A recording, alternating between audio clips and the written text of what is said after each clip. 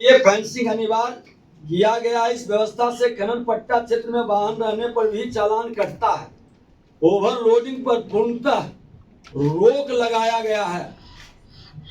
पूरी तरह से पूरे बिहार के अंदर ये स्पष्ट निर्देश भी है और इनाम भी घोषित है। घरेलू उपयोग हेतु मिट्टी के उपयोग में रॉयल्टी जमा करने में छूट दी गई है। जो अपने जमीन से मिट्टी ले जाके अपने पर्सनल उपयोग में काम करेंगे उनको रॉयल्टी से छूट दी गई। या सामाजिक काम, छठ व्रत जैसे समय में यज्ञ प्रयोजन या कोई सामाजिक कार्य में, उनमें भी हम लोगों ने छूट दिया है।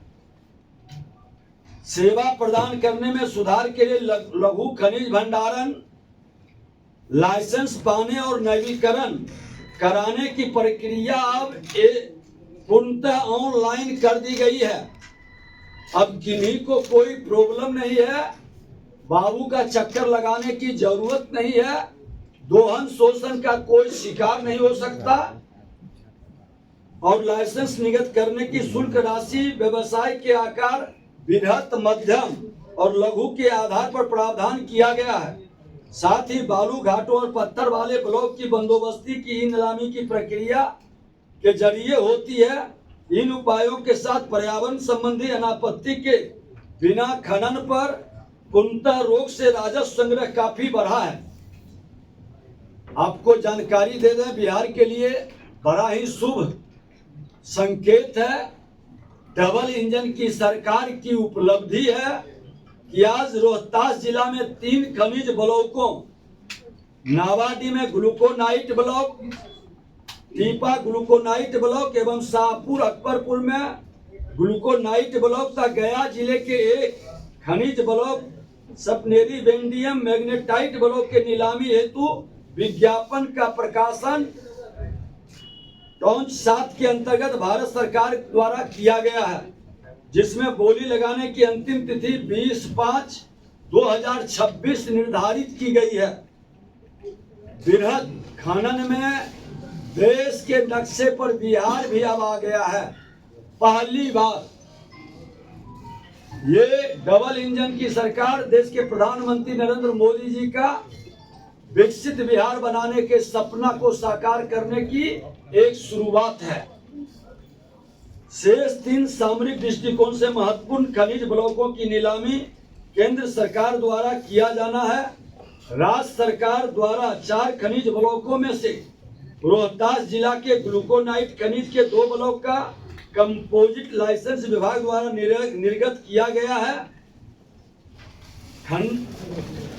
खन्ना पट्टा क्षेत्र के जियो फेंसिंग अनिवार्य किया गया और इसके तहत राज्य सरकार द्वारा मंजोस भंटा मैग्नेटाइट ब्लॉक की नीलामी की कार्रवाई की जा रही है। हाल के दिनों में खान मंत्रालय भारत सरकार द्वारा बांका जिले में बृहद खनिज कॉपर लेड जिंक ब्लॉक नीलामी हेतु उपलब्ध कराया गया है, जिससे राज्य के राजस्व में वृद्धि एवं रोजगार के नए अवसर सृजित होंगे। जो राजस्व आज भी खनन विभाग ये काफी बढ़ेगा जब हमारा बृहद खनन के अंतर्गत रोजगार भी बढ़ेंगे और राजस्व भी बढ़ेंगे। आज राज्य में पहली बार आधारभूत संरचनाओं के निर्माण में तेजी लाने हेतु लोक हित में Bihar state road development corporation को पटना जिला के 7 उजला बालू घाट एवं वैशाली जिला के 2 उजला बालू घाट आवंटित किया गया है। बगैर पर्यावरणीय स्वीकृति के लघु खनिजों के खनन पर पूर्ण प्रतिबंध लगाया गया है। खान एवं भूतत्व विभाग में खनिज के उत्पादन, परिवहन, भंडारण, अवैध खनन की रोकथाम आदि के बेहतर IT प्रबंधन एवं ई-चालान निर्गमन की प्रक्रिया पारदर्शी एवं प्रभावकारी तरीके से संपादित करने के लिए NIC की सेवा ली जा रही है।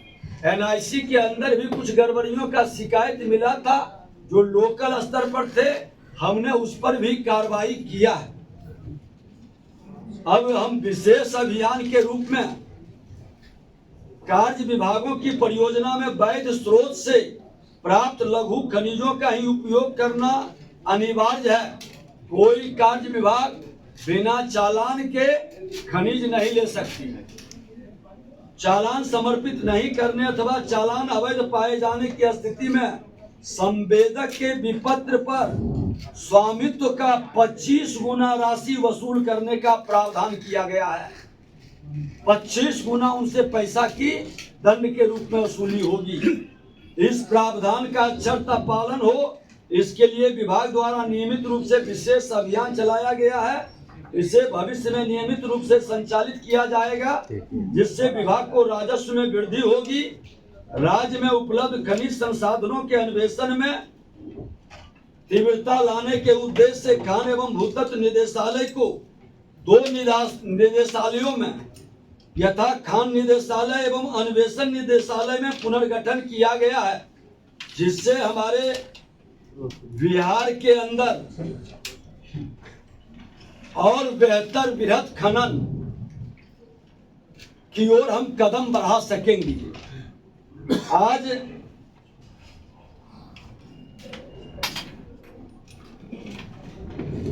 राज्यांतर्गत अवसंरचनाओं के तीव्र विकास के कारण पड़ोसी एवं अन्य राज्यों से भारी मात्रा में बालू, पत्थर आदि लघु खनिज लाया जाता है, जो आप लोगों के माध्यम से भी कई बार शिकायत आती है, जिस पर प्रभावी नियंत्रण एवं अनुसरण के लिए अन्य राज्यों से लघु खनिज लाने वाले सभी वाहनों को ट्रांजिट पास टीपी लिया जाना अनिवार्य किया जाएगा। ये सरकार ने निर्णय ले ली है। अब कोई भी लोग जो बालू, पत्थर आदि लघु खनिज लावेंगे दूसरे राज्य से, वो बिना चालान के ओवरलोडिंग अवैध, इस पर एक बड़ी लगाम लगेगी। पूरी खबर, पक्की खबर देखते रहिए कोशी आलोक पर।